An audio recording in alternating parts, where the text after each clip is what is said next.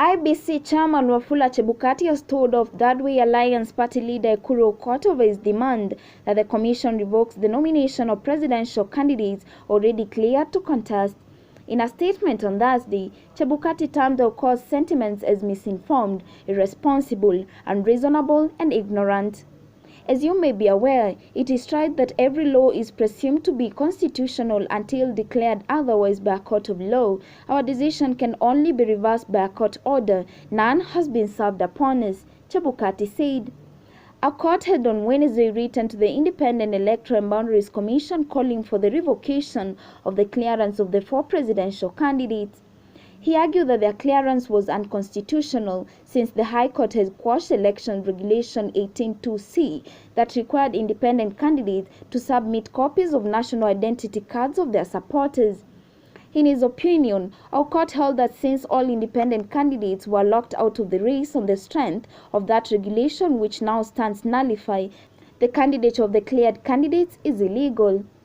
The commission cleared Raila Odinga of Azimio la Umoja, One Kenya Coalition Party, George Wajakoya of Roots Party, William Ruto of UDA, and David Waiga of Agano Party to contest at the August polls after they met all statutory requirements. The court has confirmed that your decision was unlawful and most importantly unconstitutional and went against the constitutional threshold in Article 137(1)(d, Aukot said.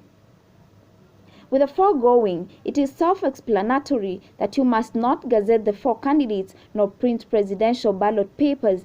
Mr. Chairman, you do not need a pronouncement of the courts to make the right decision this time. You just need to enforce the judgment, he added. But Chebukati was categorical in his response, terming Aukot's reasoning as regrettable and aimed at achieving unconstitutional and illegal ends. He said IEBC cleared the 4 presidential candidates when the impugned election regulation was a mandatory legal requirement for clearance of candidates. The Commission's actions were guided by the mandatory provisions of the law prevailing at that particular point in time. Consequently, the decisions of the Commission at that point in time cannot be, by any stretch of imagination, be termed as unconstitutional, Chebukati said. He said the Commission is open to stakeholder input on the electoral process, but their suggestions must be strictly in tandem with the Constitution. As a Commission, we are only answerable to the Constitution and the law as dictated by Article 249(2) of the Constitution. Thus, any suggestions must be within the confines of the law, Chebukati said. In furtherance of the above, as long as the Commission's actions were guided by the Constitution and the law, we shall neither cower nor be intimidated by any person who is hell-bent on derailing our constitutional mandate, he added.